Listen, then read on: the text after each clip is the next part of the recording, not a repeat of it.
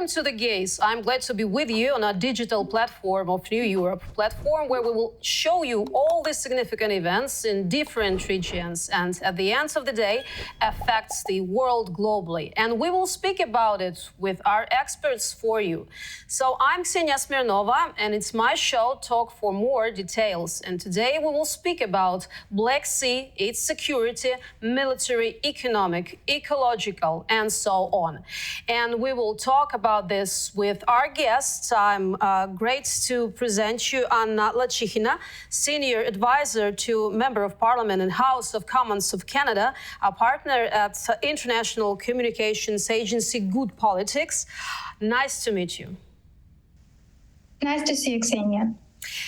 Thank you for being on my show, and I would like to start with some more additional information and then we'll discuss it with you. So before the battle for Ukraine ends, NATO needs to prepare a peacekeeping plan for the Black Sea territory. As long as the Black Sea countries such as Romania, Bulgaria, Ukraine, and of course Georgia do not have their own strong naval forces, each of these states should have an opportunity to oppose the aggressive Black Sea fleets of Russia, and NATO peacekeepers will support freedom of the sea. Regardless of the outcome of the war in Ukraine, it will take years for the Black Sea states to defend their interests in this sea. And even if Russia is defeated on land, the Russian Navy will remain a powerful force. It will serve as Moscow's key tool for the invasion by sea, sowing fear and violating freedom of navigation in the Black Sea regions. Such situation will continue as long as huge politicians react on this. And I want to ask you, is it possible to keep safety in the Black Sea for all the countries I mentioned already? Is there anything to worry about to Romania or Bulgaria, for example?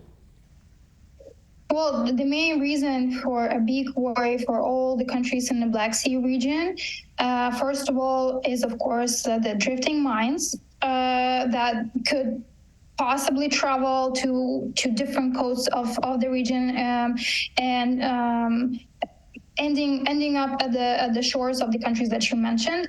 On the other hand, for other potential risks are, of course, the Russian possibly blocking the ships with any commercial cargo through the Bosphorus. So far, you never know with Russia. Possibly there is always a risk of Russia being playing this obstructive role for other countries. Third thing is the presence of the Russian fleet in Crimea, and as long as Russian ships and a Russian fleet is based in the Black Sea, the danger is there. So for NATO, our NATO allies, and for all the countries in the Black Sea region, it's for their benefit to lobby for Russia to get out of the Black Sea region, particularly as soon as possible, get out from the Crimean Sevastopol. So I see these are the three key risks that are there currently and can be there in decades to come. You mentioned the role of NATO, and I wanted to ask about this. My next question about the duty of NATO before the battle for Ukraine winds down, as we say here. NATO has a duty to prepare a peacekeeping plan for the Black Sea. So what are the main aspects worth focusing on, and which of them can really be implemented physically? Because there are a lot of difficulties, even if you have a lot of good intentions, according to Russia's actions in Black Sea. Well, we have Turkey, we have Bulgaria, Romania, we have NATO members in the Black Sea region, and for NATO, it's their duty to make sure that there are NATO forces, NATO operations are present in the Black Sea region today, as we have the war ongoing, and as after the war is over and Ukraine wins in the war, we see the operations in Eastern Europe rolled out by NATO members or by NATO as an alliance after 2014, after the first occupation or annexation by Russia of Crimea and Donbas region. So I see that it would be important for NATO to ensure that they have a steady presence with their forces under some special operation, similar to the Operation Reassurance, for example, led by Canada in Eastern European countries.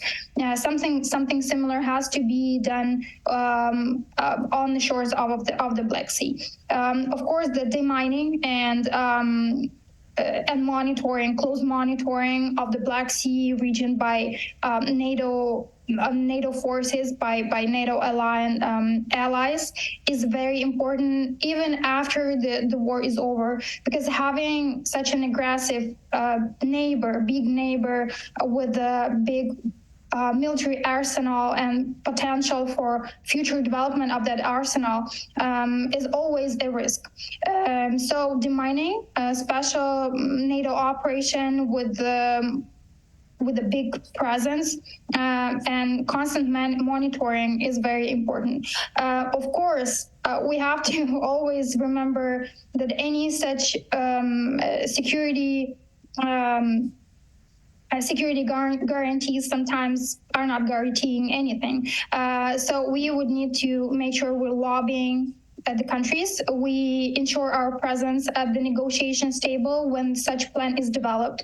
Our country has been successful spreading the message that nothing can be discussed about Ukraine without Ukraine. And I think this is our utmost purpose for our diplomatic missions, for the president and country leadership to make sure that future plans on securing on securing the peace and in the region, it has to be done with Ukraine at the table of the negotiations.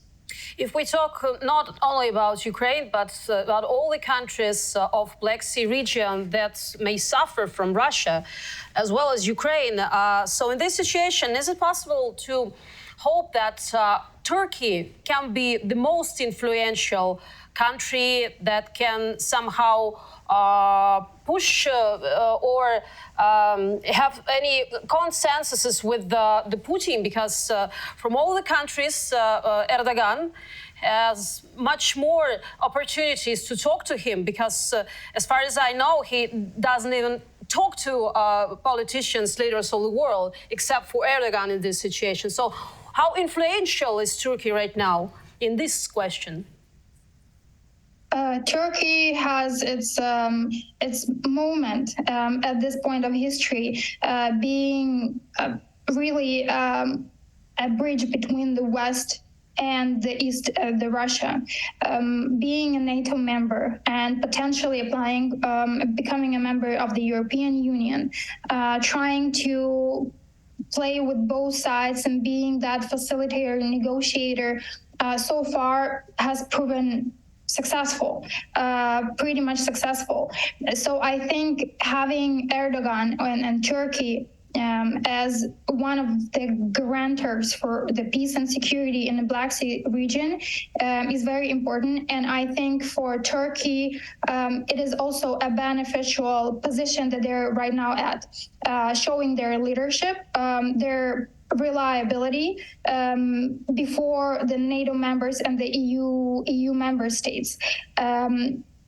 With the grain initiative, with the transportation of the grain through the Black Sea and the Bosphorus, and playing an important role for keeping that initiative going, Turkey played an important part in this grain deal, and making sure that we have that access through the Black Sea, through the Bosphorus, onto the countries that need that grain from Ukraine. So I think this is a win-win situation for many parties, having Turkey as a facilitator, as a mediator in this particular case, and I think Turkey will use that moment for its benefits that can benefit Ukraine as well. You know, we started with the threats towards such countries as Romania, Bulgaria, Georgia, and Ukraine. What's happening in Ukraine, the world knows. But what about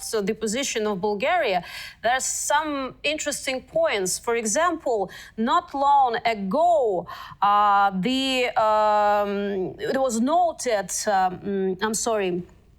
the Ministry of Defense stated that involvement of other countries and the danger of the war that would end not only on the borders of Ukraine was the position of Bulgaria. But interesting now, since 1 year of the full-scale war here in Ukraine, President Radev publicly condemns the Russian invasion, but is otherwise opposed to anything that counters Russia's interests. Although a parliamentary majority voted in late 2022 in favor of direct military aid for Ukraine after Petkov's government was ousted, the interim government appointed by President Radev has so far made no real effort to implement the decision. So my question is, this position towards Russia and towards Ukraine at the same time, what does the balance of power right now and influence really look like in Bulgaria, if you know a little bit about the politician situation in Bulgaria,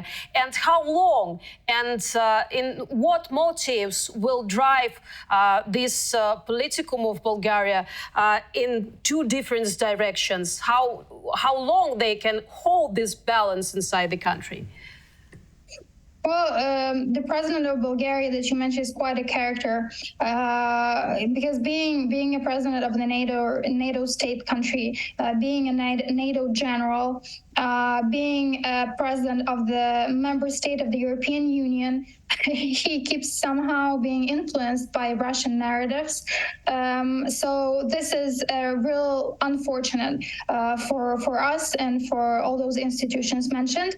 But luckily, in Bulgaria, we have a very pro-European and pro-Ukraine government, parliament, the prime minister, which makes a big difference for us. And the latest visit of the President Zelensky to Bulgaria is another proof of that statement.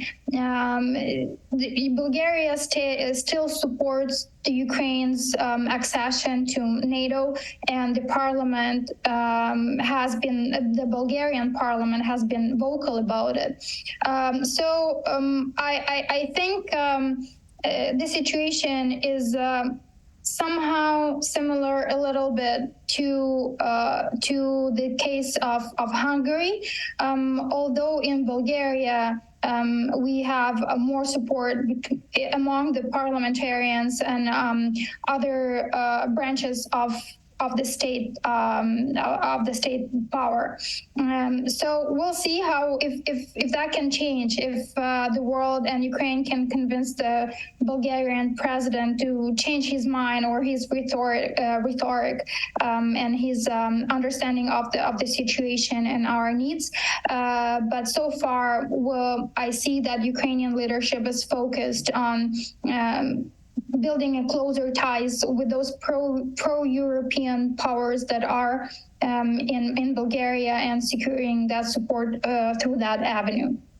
You know, it's a very interesting situation, as you now mentioned about pro-Russian narratives in Bulgaria. I want to add other situation of not being free in doing some maybe radical things towards Russia. It's because there are lots of real estate that bought in Bulgaria by Russians during all the years of independence of Russia. How do you think, what particular interests or threats does Russia else continue to put a pressure on Bulgarian government, or is this position of Sofia dictated solely by personal interests? You know what I mean? This situation, like the country of NATO, but still the money of Russia, you know? Yeah, well, we remember we had that discussion at the beginning of the war with Germany and their position on the war in Ukraine, having a lot of investments and business interests between Germany and Russia. The same we remember having with Italy, with multiple real estates, expensive yachts bought by Russian oligarchs in Italy. And we remember the rhetoric of the Italian government, Italian leadership before the new prime minister was appointed. It's a matter of different aspects that make it that difference. It is the personal level and personal interest. It is a business interest, and it is a work of our diplomats and our allies and our lobbying and advocacy efforts in those countries that are still hesitant to believe and understand the real threat that Russia poses to not only to Ukraine, but to all those countries where Russian capital is massively present. I think countries eventually will understand that trading with an aggressor, trading with the terrorists, trying to build a so-called business partnerships with the terrorists can play badly with those countries. We see that for Russia, no rules, no treaty, no agreement is a real limitation. They do not respect any rule of law. They do not respect any established rules of the game on the world scale. At any point, when Russia will decide that this trade partner or that country, Bulgaria, for example, is no longer in the sphere of influence or of interest for Russia at the particular moment of time. The same can happen to that country. Russia can play bad with those people. So I think it's a matter of time. It's a matter of doing our homework constantly, systemically, and there's always a chance to get to the minds of the people, even the ones who were not as friendly or as understanding towards us, such as Germany, Italy, and other countries of the global south as well.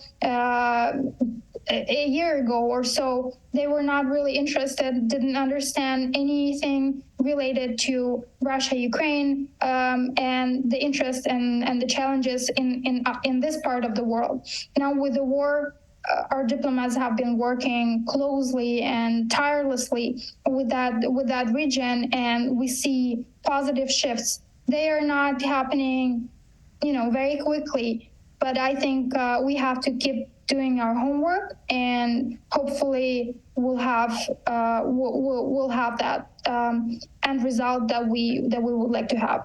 You said the key points, the key words about this may happen in your country too, but this already happened in this country too. I want to mention one situation that happened not long ago, at the end of June, a few days after the Bulgarian government approved the provision of the second package of military aid to Ukraine.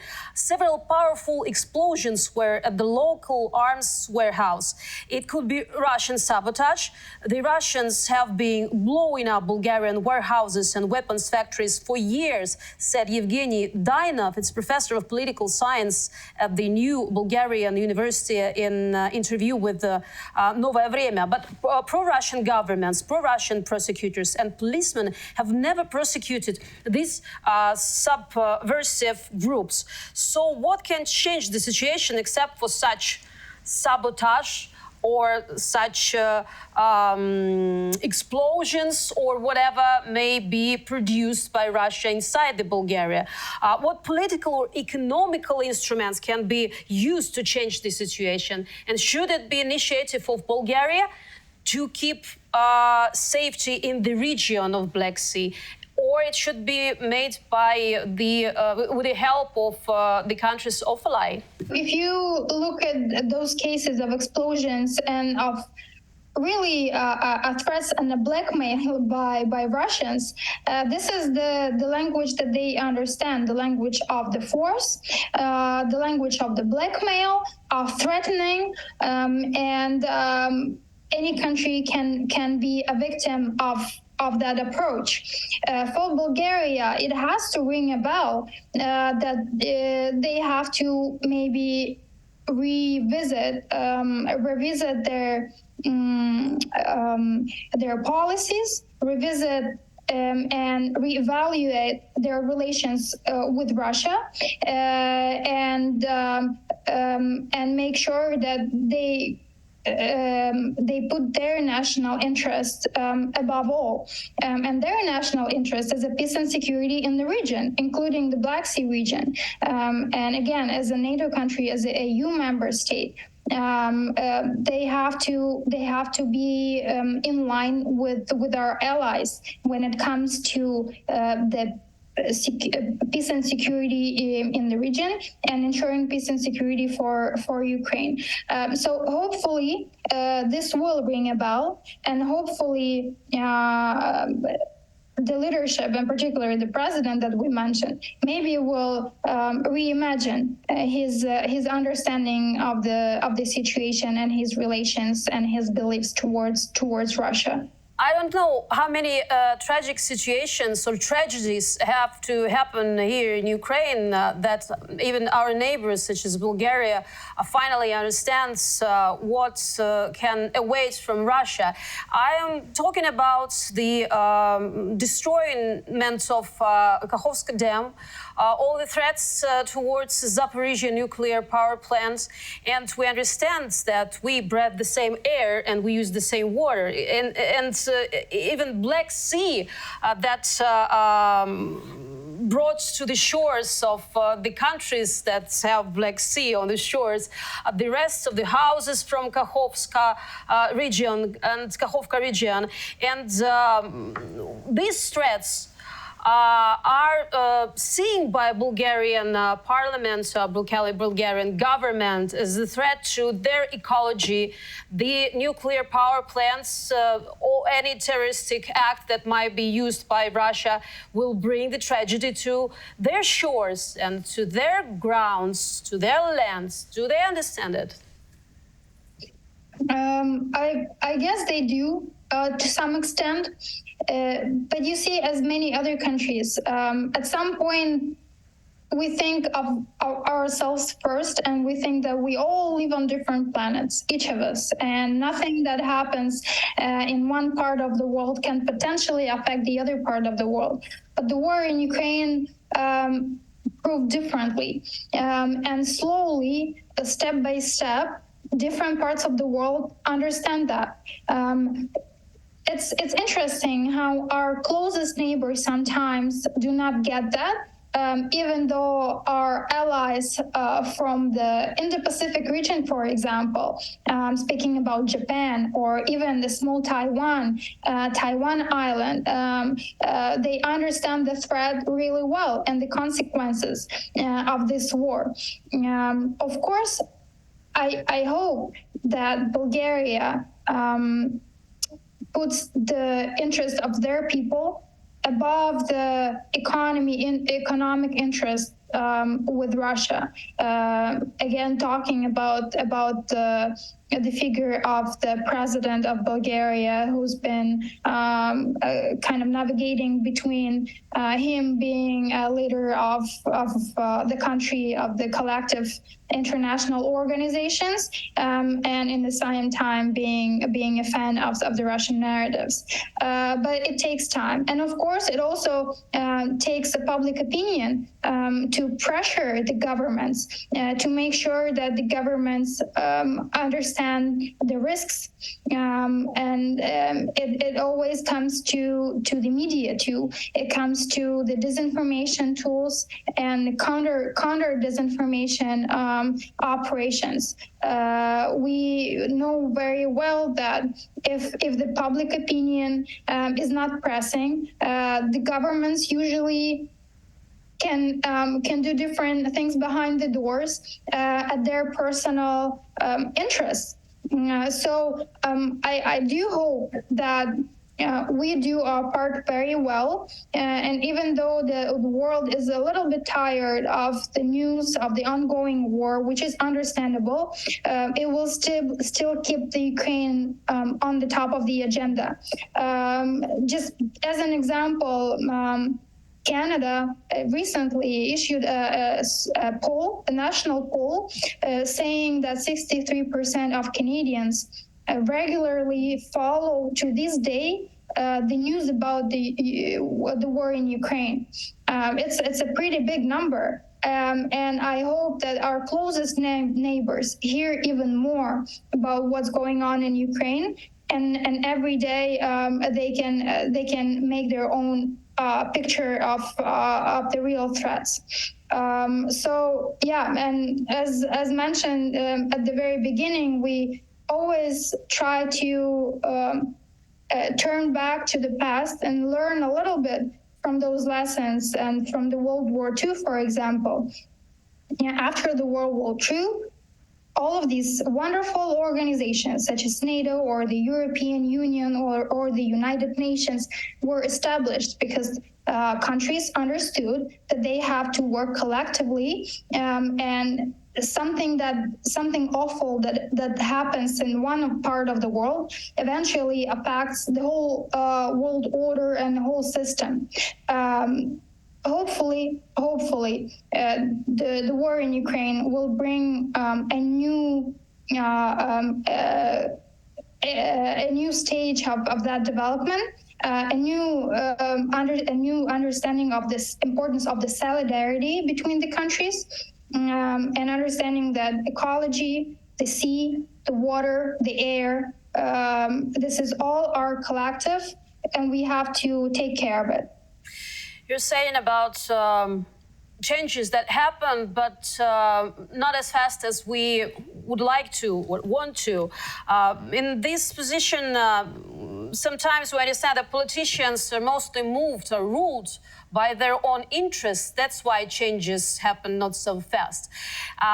That's why sometimes it's interesting to get to know what the artificial intelligence think about this. And now we have such opportunity with the GPT chat. That's why in every our discussion we put the questions to the GPT chat because he uses more pragmatic data to answer a question. So let's look what the GPT chat's answer to our question.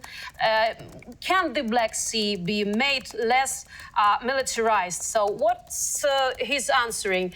Reducing militarization in the Black Sea region is a complex issue involving multiple countries and geopolitical considerations.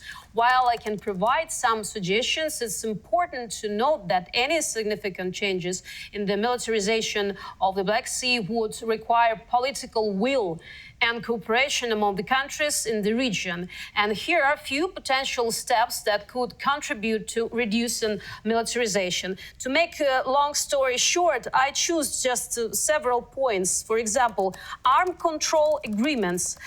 Exploring the possibility of arms control agreements specific to the Black Sea region could contribute to reducing militarization. Such agreements could include limitations on military deployments, notification mechanisms for military exercises, or restrictions on certain types of weapons system. So I asked this question before, but now, do you think that this might be the initiative of the countries that are around Black Sea and are under the threats of Russia, or it should be collective decision and right here, right now, by NATO countries maybe? Who else? United Nations. Who else can be the initiative of these instruments?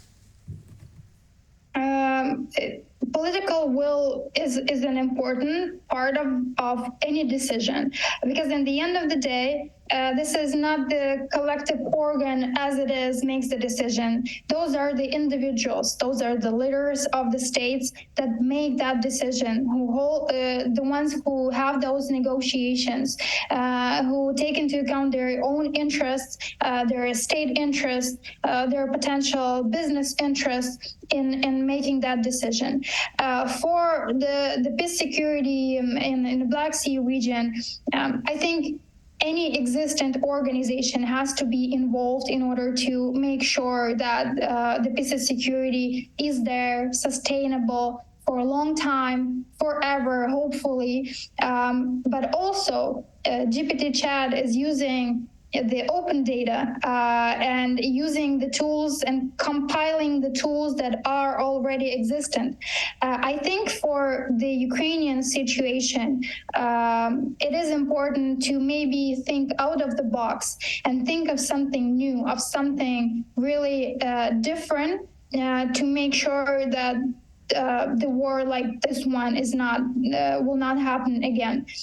Maybe it is time that we do not use the old rules of the game that were relevant after the World War II, for example. Maybe this is the time when we have to come up with something new, taking into account the existence of the artificial intelligence, taking into account of the transparency and the access to the open data, taking into account the technology and research and development possibilities that are there currently, taking into account the ecology and the green approach that our countries are now leaning toward, developing the green economies. So I think we really will need to come up with something new that haven't had existed before, and this is another challenge. Yes, and these countries should finally understand very well on the example of Ukraine, that their safety, first of all, in their hands, and you never know what to expect from Russian Federation, even if you are not the ex-Soviet Republic, even if you are democratic and independent state, there might be some not expected situations in your country too. So thank you very much for this interview. Thank you for your point of view on the different points of this situation. And I want to stress that our guest was Anna Lachykhina, Senior Advisor to Member of Parliament and House of Commons of Canada, a partner at International Communications Agency Good Politics. So thank you very much. Thank you, Ksenia. Thank you. So stay with us, to be continued.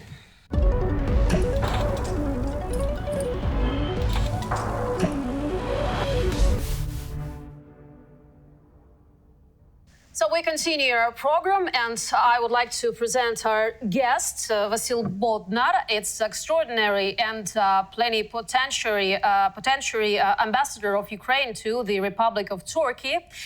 Hello. Hello, hello. Nice to hear you. Thank you for inviting me. Thank you for your time for our channel. And I would like to start our conversation with some additional information on the latest meetings. Before the NATO summit, Volodymyr Zelensky visited Turkey. It was very important negotiations. Security, both in our Black Sea region and Europe in general, was key points of this meeting. Ukrainian president was grateful for the support of Ukraine's territorial integrity and sovereignty, peace formula, and protection of our countries, our people, and our interests. With Recep Tayyip Erdogan, he discussed the protection and development of the Black Sea Grain Initiative and further efforts for food security. The world must be protected from any kind of terror. What positive results have been achieved and what efforts are still needed for the maximum effects? How do you think? You mean it's about the grain deal or in general? About all the decisions that were made after these negotiations by a Turkish side for the first. So for us, Turkey is the strategic partner, and we are developing a very deep inside dialogue and communications with them. So cooperation is very tight, even despite of the war. We have been continuing our strong cooperation in defense industries and many other areas which are of common interest. We have received a lot of supplies from Turkey, and not only humanitarian assistance, as you believe. Plus, we share a common view on our security in Black Sea region, which Turkey also support in the view of Ukrainians' territorial integrity and sovereignty. It means, first of all, non-recognition of the annexation of Crimea, plus condemning the Russian aggression against Ukraine. Despite of that, Turkey has good contacts with Moscow and continue to cooperate on the bilateral level with them. And it creates an additional opportunity for the mediation efforts, which was very successful last year. And Ukraine deal, exchange of prisoners, and as well as peace talks, which took place last March, bring some results, but they were not as successful, not due to our cooperation, but due to the position of the aggressor country. So we continue to do our best, promote what we have achieved before the war and what was appearing now as the key elements of our strategic partnership. And practically it is linked mostly to the defense industries, but not only supplies to Ukraine, but also supplies from Ukraine. And one of the key points is the new plant, which Turkish company Anna Lachykhina or Bodnar Bayraktar is planned to be constructed in Ukraine, and we are in good progress with that. So hopefully in a couple of years we will have a Ukrainian-produced UAVs with Ukrainian insignia and with Ukrainian weapons. So and we believe also that we would have a much more wider flow for improvement of our cooperation, and we have signed special memorandum between our ministries of strategic industries and the Ministry of Technology from the Turkish side to develop all these prospective developments and continue to work tightly. Maybe we couldn't light out or express all the topics were discussed during the visit, but believe me that it is very wide range and very positive dialogue which we have last weekend in Turkey. Previously in this program, we discussed the situation in the Black Sea with the security matter that may touch not only Ukraine, but all the countries in this region, such as Bulgaria, Romania, Georgia, for example, as well. But I want to ask you, what influence can use Turkey in this situation to keep the security in the Black Sea, and what instruments are already used by Turkish president or Turkish government? Look, it is not unilateral dimension, because all littoral states around Black Sea, they feel to be threatened by the Russian aggression. And it is not only from the beginning of a full-fledged invasion, but also from 2014, because Crimea became a military base which is threatening the whole region. Plus Russian aggressive activities, they are also creating a very disturbing situation inside the region, and it is also disrupt the traditional ways of cooperation which exist between littoral states and between different sea regions. We have this very good organization which is called BSEC, but these activities inside are very limited. The occupation of some part of Ukraine, some part of Georgia, and a lot of projects will be implemented because of Russian aggressive policy. Because it's all linked. I mean, both Abkhazia and occupied territories of Ukraine, including Crimea, it's all done by Russians with different means. So for Turkey, it is important to preserve peace and stability in the region, and we are also promoting the idea that this peace and stability could be delivered only by taking Ukraine as a member of NATO. Because then the northern part of, let's say, northern flank of Turkey is being protected by the NATO-aligned member Ukraine. We will also increase the security situation inside the Black Sea region, and we will also develop more strongly cooperation in the defense industry sector, which is now also is flourishing, but still we need some more impetus and also some more resources for being functional for the whole allies. So that is one of the dimensions which is very important. Plus, military activities of Ukraine or its active defense against the Russian aggressors, it's also decreased the potential of Black Sea fleet. And this is also creating additional opportunities for the Turkish side to be a dominant power inside the Black Sea region, and also the country which is in future most probably will have a much more strong say against the Russian aggressive policy. Okay, now let's talk about the position of Turkey in spreading of NATO and the position of Turkish president in this question that is quite influential, as we observed previously with Sweden and Finland. So according to this, Ukraine deserves NATO membership, Turkish President Recep Tayyip Erdogan said at the press conference after talks with Vladimir Zelensky. Erdogan said that no one will lose from the fair peace. We will provide all the assistance so that Ukraine gets back on its feet. And he also added that another important reason why Turkey looks with confidence to the future of Ukraine is that Crimean Tatars are bravely fighting for the freedom on their country. Erdogan thanked Zelensky for his work on guaranteeing the rights of Crimeans. And at the same time, Erdogan said that he expects the visit of Russian President Vladimir Putin to Turkey in August, during which they will discuss the issue of the exchange of prisoners of war tete-a-tete. So my question is, what interests on both sides can be negotiated and what compromises are possible in the context of the ongoing war unleashed by Russia in Ukraine? I mean, the negotiations between Erdogan and Putin. The Turkish side has an open policy towards Russia, and they have enough opportunities to influence each other. So it is very strong interdependency on both energy trade and tourist areas.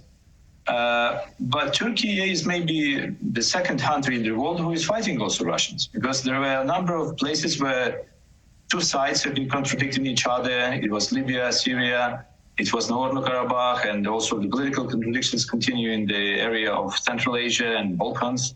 So it is still, the balanced approach, which is based on the economical interests, which is being promoted during the war period, but also on the political, let's say, contradictions, which is also being visual during this period of time. So politically, Turkish side is on our part, but also they're promoting their idea of mediation, and they try to be active in this endeavor.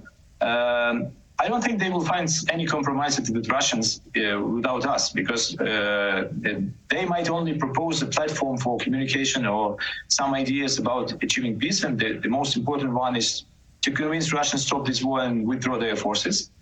There is also the different narratives which are dominant in the Turkish society about the involvement of the West, and that might be the contradiction between West and Russia in the Ukrainian soul is being continued, and that's some kind of war which need to be stopped, but no one say how.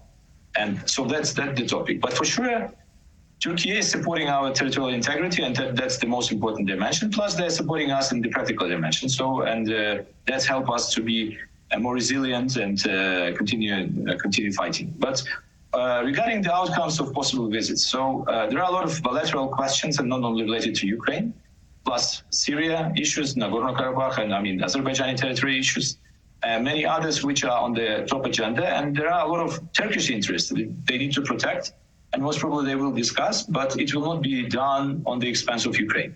That's the most important point. And traditionally, if President Erdogan have some plans to communicate with Russian side, they also have talks before on phone or on different methods, other different methods with the Ukrainian side to agreeing on the messages which they would like to transfer to, and we have a lot of them. And the practical outcomes, which was visible, also related to the different practical issues. Hopefully it will be done the same this August if Putin dare to come, because it is still the big issue. Will he be, let's say, won't he be afraid about that? Because it's, there is still the decision of International Criminal Court, which is online, despite Turkey is not a part of it. But what else? Can he be arrested on the territory of Turkey? Let me keep silence and wait for surprises. Yeah, that's true. That's true. So, talking about the safety of the continent, I mean, the security of European Union, NATO Secretary General Jens Stoltenberg announced after the meeting with the Turkish President Erdogan that he has agreed to support Sweden's bid to join NATO. So, my question is, what influenced Erdogan, the softening of the position of the Turkish president? What made him made this decision? Because we've been talking about his stopping this process during months. No, maybe there was not well explained why. What was the reason for resisting Swedish membership? You can do it right now. You can do it right now. So traditionally, Turkey have a very tense relationship with Sweden. First of all, because of restrictions imposed by Sweden on Turkey in different areas of defense industries. It was interlinked with the human rights issues. It was interlinked with the situation in Syria. And also a lot of people from Turkey, like those who are supporting the terrorist organization, which is called Kurdish People's Party, they are located there, and they are doing some political activities there, plus public activities, which Turks didn't like so much. Plus, some people from the so-called FETÖ terroristic groups, it's Gülen movement, also being hidden there in the territory of Sweden. And last year, during the beginning of the talks about the membership of Sweden, 3 sides signed a special memorandum on all these topics. And not all of them, up until the recent time, was improved or implemented correctly, as the Turks say. Despite Erdogan makes Sweden to change their legislation, to make some amendments to the criminal code, etc., etc. There were a number of moves from the Swedish side. Plus, let's not exclude also the American dimension, because the American side promised to sell the F-16, improved F-16 fighter jets for Turkey, but it was postponed for some period of time. And to some extent, politically, it was interlinked with the Swedish membership. So today, it was not a final decision. It was a political declaration made by President Erdogan. This decision might be or need to be improved by the parliament. So the parliament, the Turkish parliament, is working tomorrow on the last day, this session. But the next session will start only in October. So if until October all these agreements and demands will be met by the both American and Swedish sides, then most probably the memorandum will be implemented or ratified, because it is badly needed for the judicial procedure. If not, then he have a tool to influence once again. So President Erdogan is defending the interests of Turkey and have nothing against the extensions of NATO, because Finland had no problem with Turkey and it was easily adopted. And all the procedures passed smoothly without any specific turmoils. But Sweden tried to play the game through Americans, not directly, and that was it creates some problems. At least such a vision is existing here in Ankara. So that's why here President Erdogan believed to be a hero. He won the battle for Swedish membership, but win-win story. So he get what he wants, and Sweden will get what they want. But the implementation will take some time, and we will see how it will proceed. Because there is also a case of different lobbies in the United States which are promoting some interests of specific countries, which are which are contradicting interests of Turkey, and not every time it works properly well. And for example, Turks consider that those senators or members of the House of Representatives who are promoting anti-Turkish ideas, they are lobbying interests of some ethnic groups who have very strong presence in the United States. So that's all the game. It's very complex. It's not an easy task. But strategically, it is the pressure from the southern flank, which is now Turkey is under from Russia, is being transferred also to the northern flank, because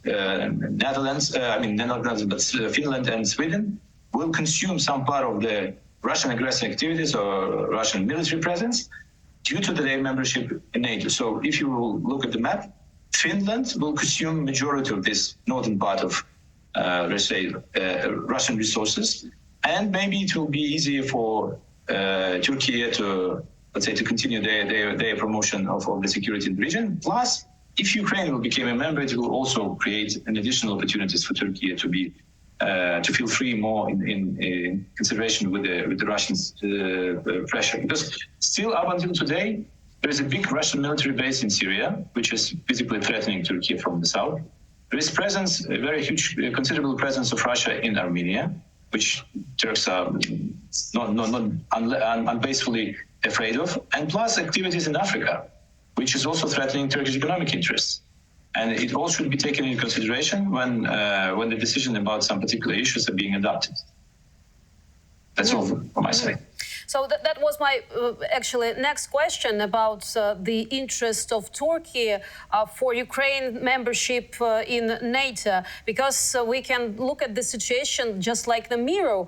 I mean, in this situation, Russia would stop Turkey to accept, to say its word towards Ukraine, to accept it to the NATO, because of the Crimea, because of other interests, like with Sweden and Turkey. So is it possible to have such mirror situation, but with Russia and Turkey?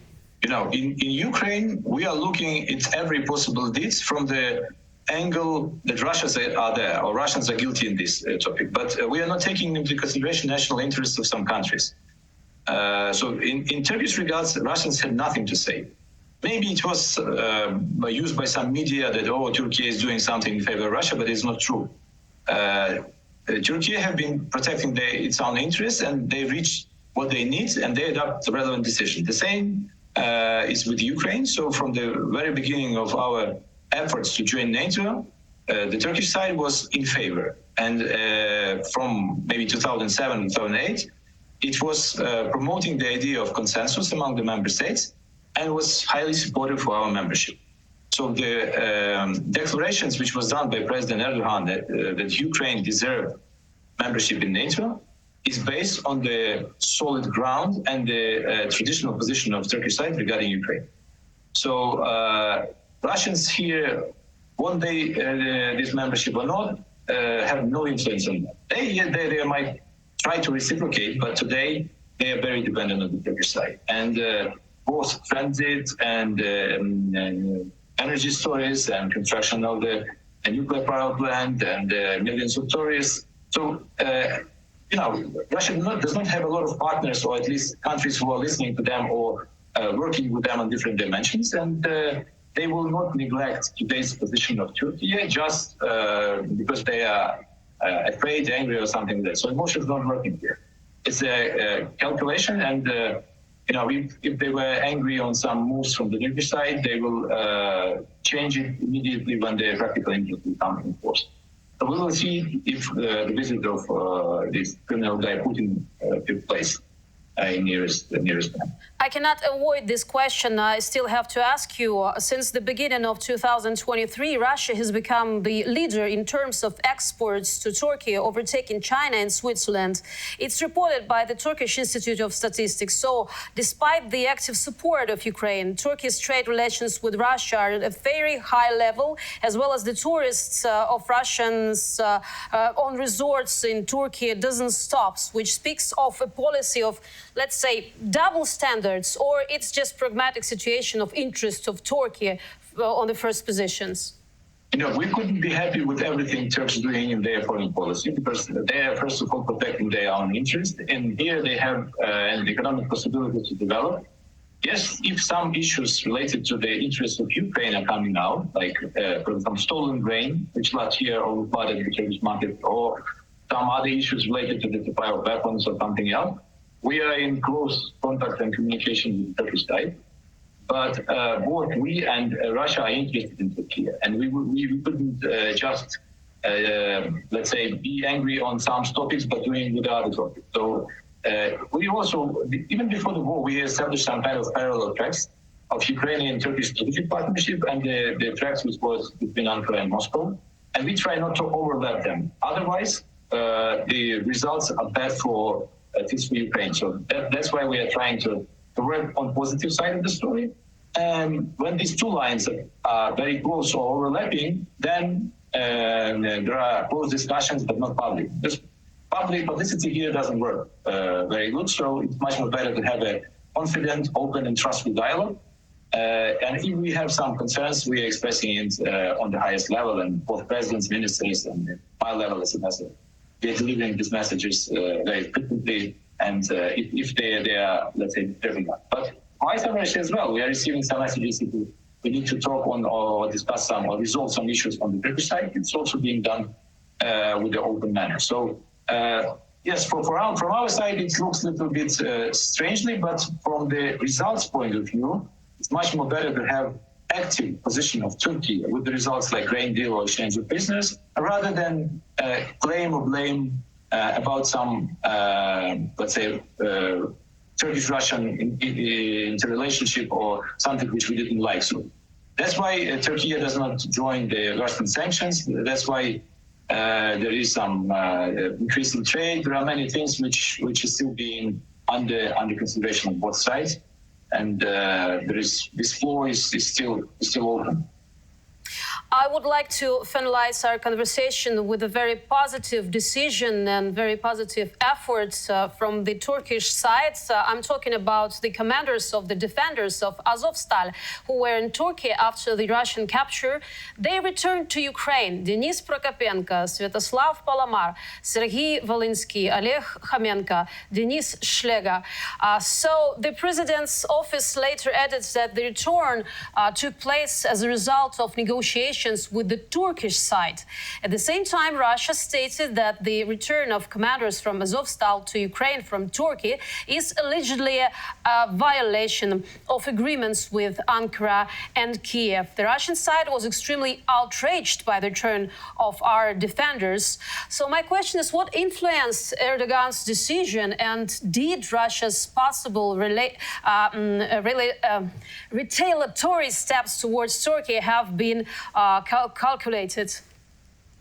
Look, what Russians have to do with the prisoners which have been exchanged last September, it's just emotional reactions for their internal audience, just to show that we are disturbed, and the Azov brigade or regiment is very. Russians are very unhappy with these defenders, which have been a heroic withstand of Russian aggression in Mariupol and defend themselves more than 80 days. So it is still the very emotional topic inside Russia, and Peskov and other guys, they are trying just to justify themselves in front of their own audience. It's nothing to do to Turkey. So we discussed it for a long period of time, and the negotiations took place on the different levels, and finally these talks were finalized between President Zelensky and President Erdogan. So we reached agreement. Our commanders go home, and that was according to bilateral agreements that have nothing to do with the Russian side. So no one is taking care about Medvedchuk or other guys for whom they were exchanged. It's a brutal manipulation and game which they are trying to play in the public domain and trying to express their concerns. But believe me, that the practical interest with Turkey is much more higher than their emotions. And it will slow down after the talks between Putin and Erdogan. Knowing Russian behavior, can we expect any answer towards this decision of Turkish president? No. What they can do, the battlefields exists between Turkey and Russia. That might be something, but I couldn't speculate. And the development of bilateral ties between Russia and Turkey, it's a different story. It should take maybe a separate interview about all the peculiarities. But for sure, Turkey will defend its interests as mediator, and I believe that handing over Ukrainian previous prisoners to Ukraine is a very strong message of support for Ukraine, and it's very pro-Ukrainian position, but also it strengthens the capabilities of Turkey as a mediator. It means that they could adopt strong decisions which are in favor of normal life and support of those who need this support. Because today Ukraine needs it. Yeah, surely we will be very glad to have a chance to talk about the foreign policy of Turkish government in the nearest future. So now, thank you for your answers. Thank you for your time. And thank you for being honest with us. And I want to remind. Thank you very much. I want to remind that it was Vasyl Bodnar, extraordinary and plenipotentiary ambassador of Ukraine to the Republic of Turkey. And for now, I say goodbye to you. I'm Ksenia Smirnova, and it was my show. Talk for more details. If you like this episode, press like button.